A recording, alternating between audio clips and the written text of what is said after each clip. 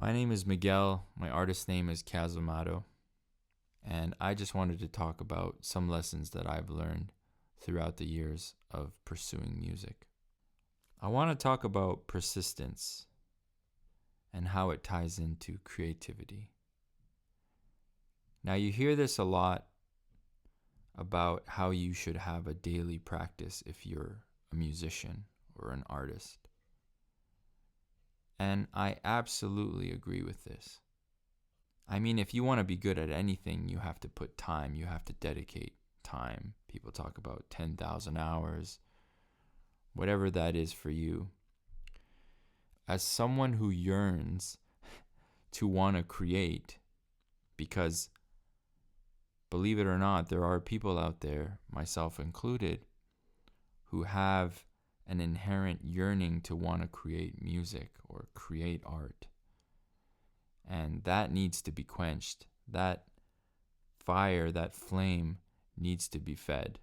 You have to put in time to this every day in order to get better at your own expression. What do I mean by that?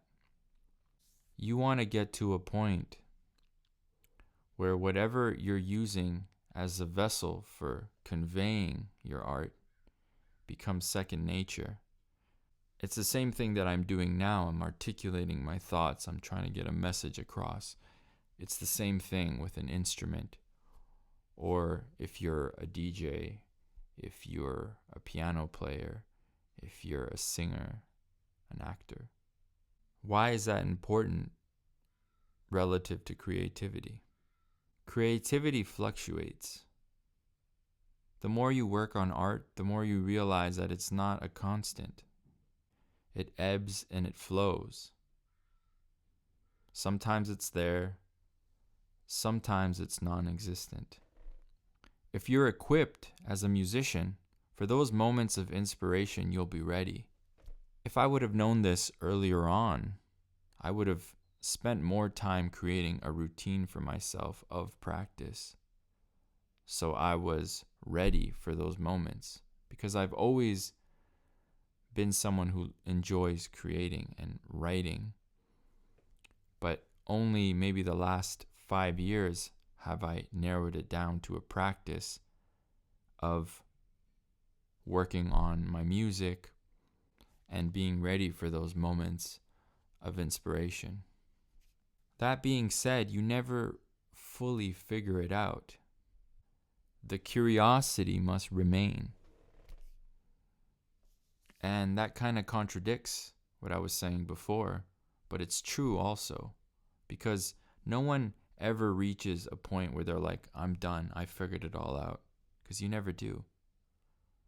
But that's also the beauty of creating art. That's what an artistic pursuit is. It's you constantly trying to express yourself the best you can and to convey the ideas that float around in your mind, in your soul, whatever you want to say. And how do you illustrate them? How do you get them across? How do you get them out there? How do you have other people process your ideas? How well do you use your vocabulary, your artistic vocabulary, to convey these ideas? Now, I know a lot of people talk about mental and physical health, and I'm not someone to give any advice on that. I have my own practices and a foundation that I've built over the years that helps me immensely. But I would urge you, or the creator, the artist, to also create a practice of taking care of yourself. Be good to yourself. Go for a walk. I enjoy running, boxing. Get out there, move your body. Get close to nature. Take in oxygen. Create a daily habit of taking care of yourself. Journal, meditate, whatever that is for you. Be good to yourself. And you'll see a huge difference in your creative output. And that's from someone who wasn't very good to myself in my 20s and who had to create a system for myself of taking care of my mental well-being, my physical strength, and getting closer and aligning myself as a human, as an artist on this earth, and how I interact with my art. Another thing too is learn to have fun. That seems so simple. If you're not having fun, then what are you really doing? Now, I understand that a lot of music and great works have been made from a place of anguish and pain, and that's totally fine. Music can be very cathartic as a form of releasing stress and pain, tragedy from the past, from the present, and that's fair. But I think generally it's about having fun, about keeping it light.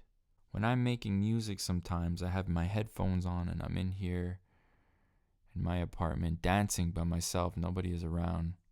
My wife's at work and I'm just here with my cat. And my cat's even looking at me like, what's wrong with this guy? And I'm just here having a good time, enjoying myself, having fun. As soon as I get to that point where I'm trying to write something and it becomes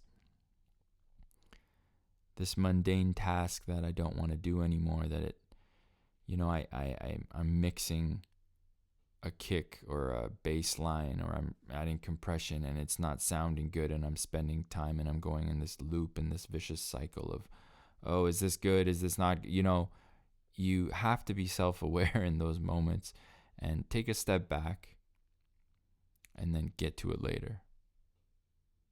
I'm not saying quit. I'm not saying drop the project. I'm not saying throw your guitar out the window. I'm saying be conscious of those moments and try your best to keep it light and to have fun.